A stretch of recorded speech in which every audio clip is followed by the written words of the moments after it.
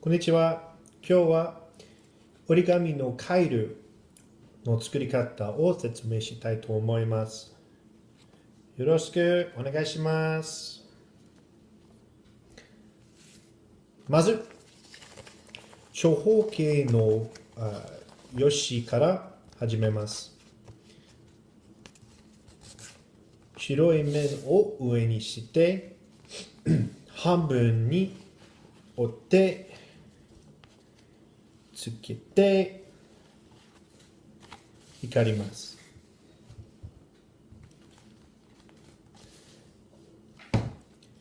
それから両方の上部の角を4時の反対側に折ります。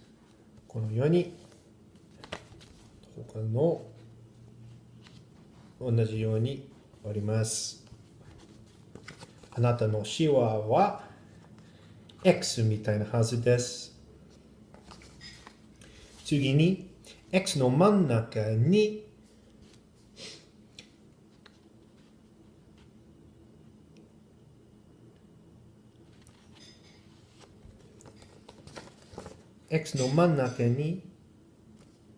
よしの上を後ろに折って開きます。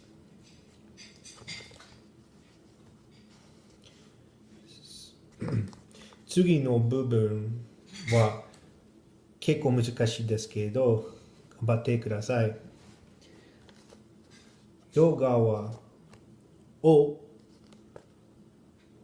この点に折ります。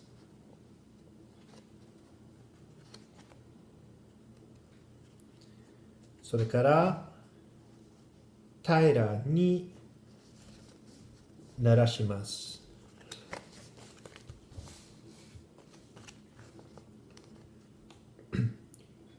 家みたいなはずです。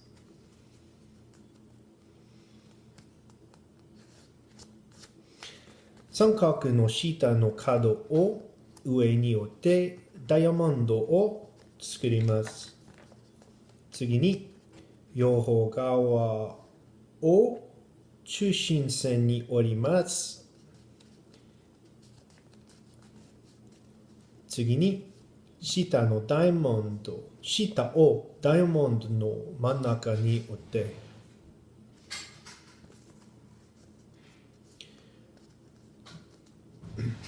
同じ部分を下に半分にあります。繰り返す。マジックで目を描きます。出来上がります。